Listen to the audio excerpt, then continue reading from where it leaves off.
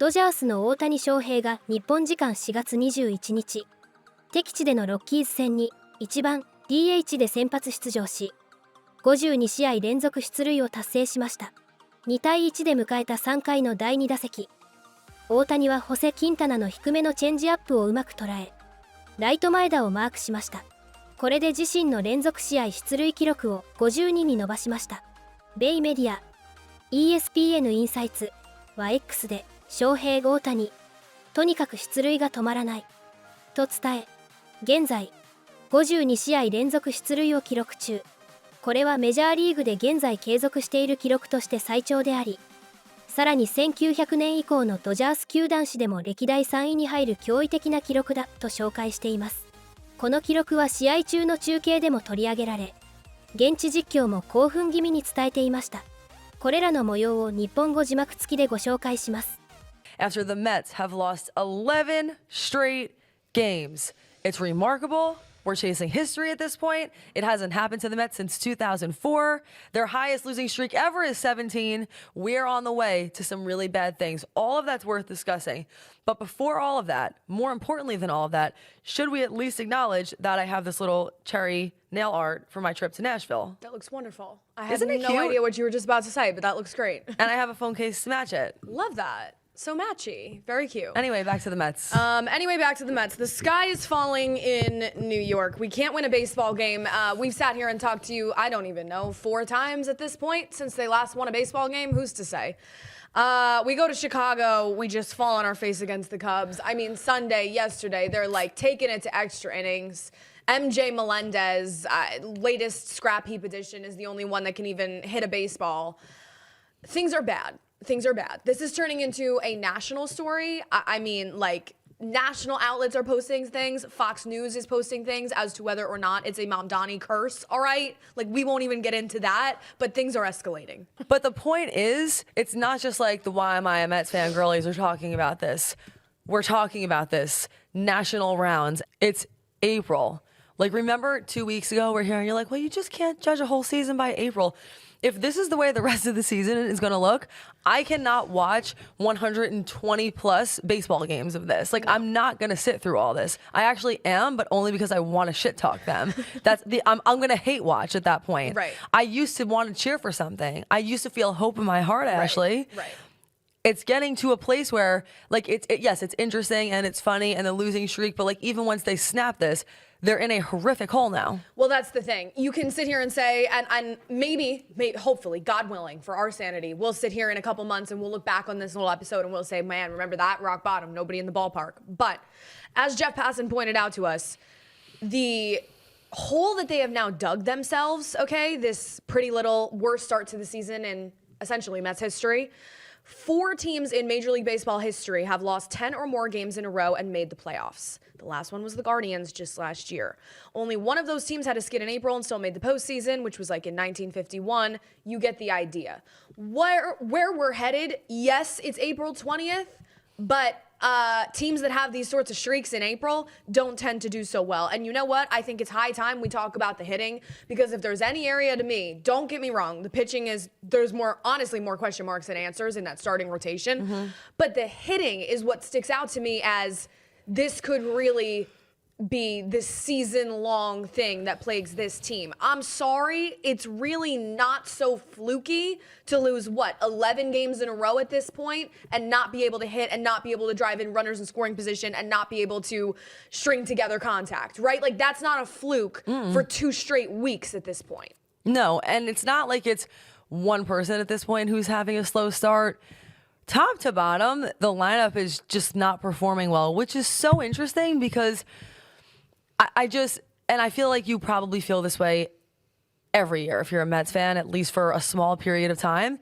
But I just can't figure this team out. Like, do you remember opening day? I do. They scored, 10 runs? It's like we're talking about, we're like, you know what? This is the science experiment that wins the fair, you know? Yeah. That wins the high school fair. Like, Alvarez is hitting bombs. Carson Bench is getting his first home run. Everybody is eating. Stars are performing in the ways they normally do. Like, was that just a one-off? Like, I literally can't think of any other time other than like that one day that I felt happy. To be completely and completely clear, this is not okay, Juan Soto's returning next homestand, hopefully this week. This is not a situation where, Juan Soto's going to be back, so we might be okay. Now, if that was the case, I'd be utterly delighted. But frankly, I don't see it going this way. You have a Lindor problem. You have a Bo Bichette problem, which I've said multiple times. I expect those guys to get going at some point, but we're just looking around the room at this point. And beyond the top of the lineup, you, once again, I will eat my words from opening day that sounded so hopeful, have a 6 through 9 problem. We have to have real conversations about the future of Brett Baty and Mark Vientos on this team, because Brett Baty, you can look at it statistically, this is not me jumping to conclusions, is damn near the worst hitter in Major League Baseball through the first 3 weeks of the season. No, it's true. I'm sorry, time is up. This is my little tiny gold watch, very cute, antique. Yeah, really is. Time is up. Time is on Brett Baty and Mark Vientos. I am done.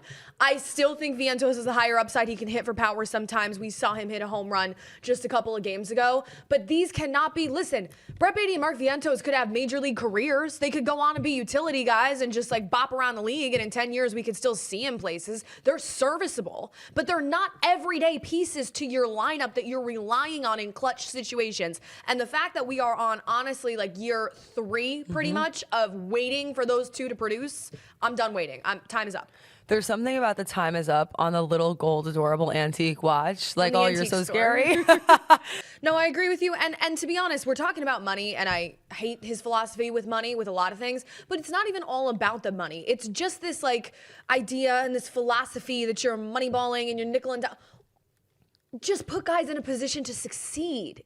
Why is everybody playing out of position, for instance? Like, forget about money. I don't care who you brought in. Maybe bring in guys who are experienced and who haven't played. I mean, we said the stat at one of our earlier shows in the offseason. The Mets like went into this year with the 4 infield starting positions, like first base, second base, third base, shortstop.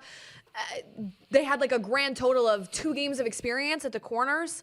Like, we're not trying to reinvent the wheel here. David Stearns is trying to reinvent the wheel, and he didn't have to do that with the resources that he has allocated to him. And beyond that, and I'm going to bring up something that you might feel is a little bit off the wall.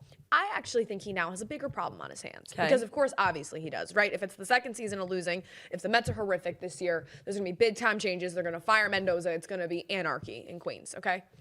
Where he really has a problem now is that you blew up the core.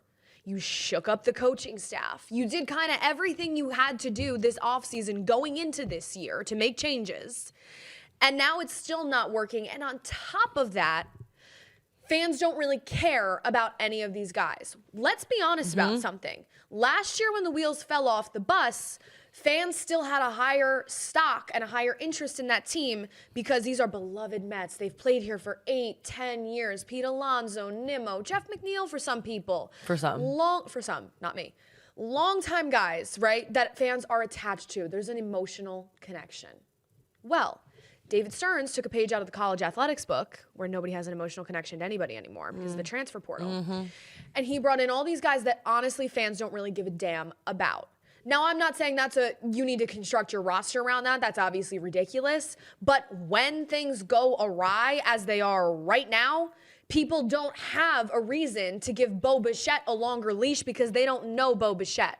Marcus Semien and Jorge Polanco, I don't know, they seem nice. They just got here, but they kind of fucking suck at the plate. So why would I? Do you understand what I'm getting at here? Like, he lost the attachment that fans had to these players. Now they have even less of a reason to come out to the ballpark. Which I get. And listen, it's funny because the Mets fan base is so psychotic, is so used to being hurt, is so insane. Traumatized and for good reason. Like, you're really probably not going to drive away Mets fans, or it would take a lot, is my point. I would think they'll still come out and hate watch just because they love the Mets and the team so much. But you're absolutely right. I mean, I would even say for me personally, I'm not... Like, the first time I'm, like, looking at some of these guys, I'm, like, having to, like, you know, look down at my list. Now, who the hell is this again? Like, exactly who do we have going on here? You're, like, trying to recognize the faces. Now, okay, whatever. You watch a couple games, you understand, you see the lineup, you know who everybody is. But to your point, you know, when you think about guys like Alonso, you think about guys like Nimmo, it was, like, those were the guys of our generation. That's who we like grew up watching. Yeah. And for anybody, I think, who's our age, yeah, of course you're gonna all of a sudden be like, who exactly are these guys? Edwin Diaz among that group as well. 100%. I could totally see where you think that fans would just sort of feel like I'm out, or just feel a little bit of apathy towards the whole situation, which, as Ashley and I always say, is a bad thing. You'd rather fans be upset, pissed off, hating you than not feeling anything for you, because that's when you're really in a big hole. Yeah. This is the first time we've done a Rich Eisen show where the New York Metropolitans have lost 11 straight Major League Baseball games. And that's a shame. The headline of the New York Post, did you see it? No. It says 11 in hell. Devin blows it as Mets skid keeps growing. They had a 1-0 lead in the 9th inning in Wrigley Field, and their Yankee they just had to have to keep amassing collections of Yankees in a single white female type way. Devin Williams blew it, and they lost in extras. That's 11 in a row. Man. Yeah, longest since 04. Mets' longest lifetime losing streak, 17. So there's still a ways to go. Well, go for it then. Yeah. What are we going for? What are we going for? Break records. Yeah, huh? Lose 18 in a row. It don't matter to me no more. Why? Are you out? Are we signing a piece of paper? Are you doing it? Is this happening? Oh, no, he's not. Yes. That's not a Dodger uniform. Yes. Welcome to the Whoa. party, TJ. Oh, O'Shea. Are you serious? Is this happening? I mean, this is a legitimate jersey. Yeah. I know that. Did O'Shea Jackson Jr. give this to you? No. I went to then I got to tell you the story. You did this yourself? No, it was at a birthday party. Everyone got a Dodger jersey a couple years ago. go. So, Okay. you know, You had it. So are we doing this? Ready. I mean, not today. Are we doing this? Oh, TJ, do it. where See, is... no, he just put it on. We need to get literally, one. he literally laid it Well, across how- his chest, Well, across how his do heart. Here, we got to get one made. You will be so much We more didn't get happy. one made. Oh, There's my already one made. goodness Trust me. gracious. You don't even have to pay attention. There's a Dodger certificate for you to sign? Yeah. Oh, yeah? Oh, that. Yeah. Let's do it. I don't know. Come on over. I'm disgustingly loyal is the problem. Nah, don't do See, it. To the Met. What have the Mets ever done look for at you? that 7 and 15. I mean, We just won. Is that updated with us winning today? Oh, Huskers? yeah. Okay, great. It is. Great. Thank you. 9 and 13. 7-15. Is that right? Are we sure? Yeah, it's a good just 4 games behind the Yankees, who are coming into Fenway Park on Tuesday. Yeah, big week. Are we sure that record's correct? Let me It go. is 7 and 15. It used Might to be be. worse. Well, I mean, it's easy. You could do the math. It used to be 7 and 4. 7 and 4. Yeah. Because I was in Now you're Vegas. 7 and You 15. know, I wasn't really paying attention. That's 11 straight New York Metropolitan losses. No math in Vegas. I went back when we were in summer camp, and I was, wise enough to be a Yankee fan at age 7. We used to sing "Meet the Mets" to beat the Mets. Oh, yeah. Yeah, beat the Mets. Beat the Mets. Come on out and beat the Mets. Beat the Mets. Beat Oh, this is just Have you beat us? positively delightful. What? I mean, It's great. Yeah, so you lost 17 during the Mets' first year, 1962. Oh, A 15-game losing streak in 63 the next year. I'm curious about more history. And 82, a 13-game losing streak in 1980, Wow. 12-game losing streak in 2002, Okay. and lost 11 straight in 04. All right. take So the that's over. the most. So it's been 22 years. Yeah.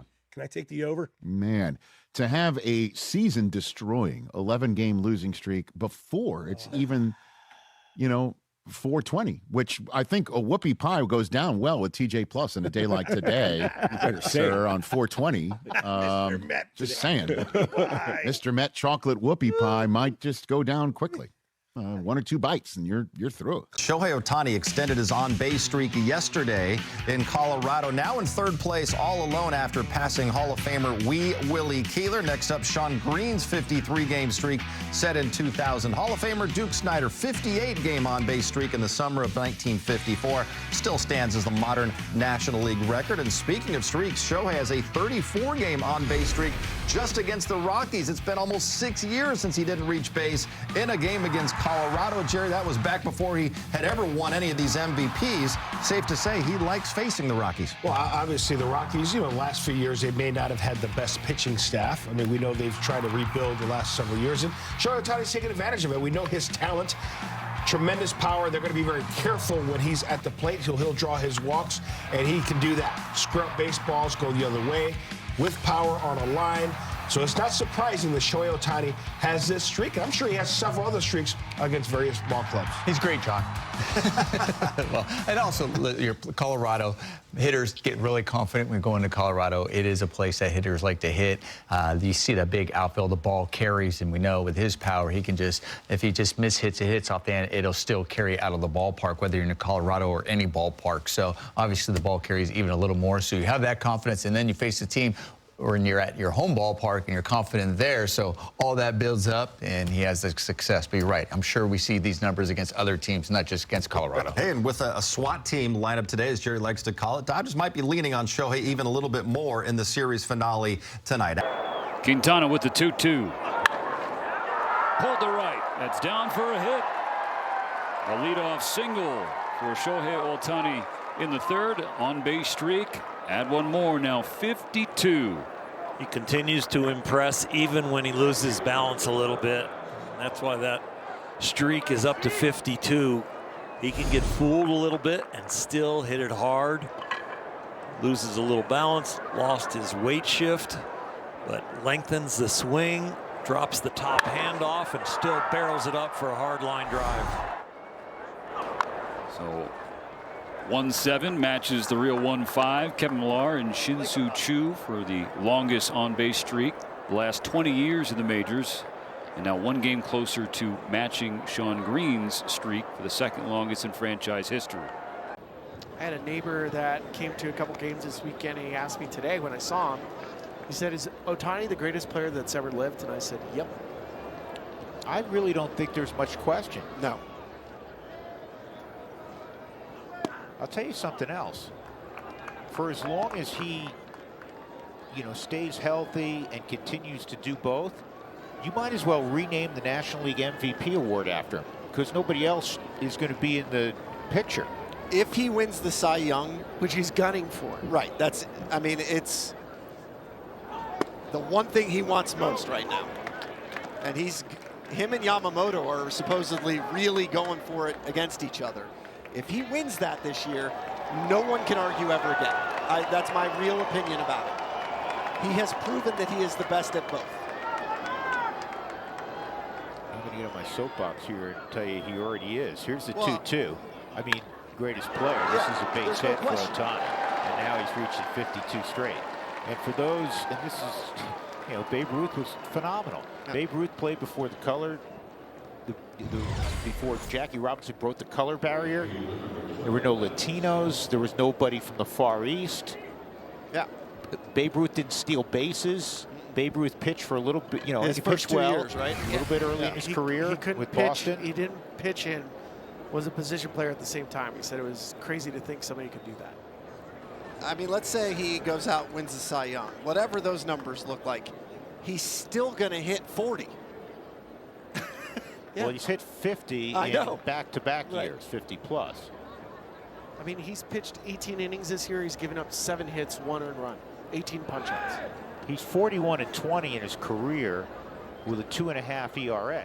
So even though he has not won a Cy Young award, when he's on the mound, he's been one of the 10 best starters in baseball. Four times a player has thrown 100-plus innings, pitched, and hit 20 homers. Ohtani's got 3 of them. The other one was Babe Ruth in 1919, and it was the last year with the Red Sox. Well, the biggest challenge Ohtani will have if he is gunning for his Cy Young is the innings pitched. I mean, he's got to get close to 160, 180 innings to really. I mean, even though we look at innings pitched as being a lost art,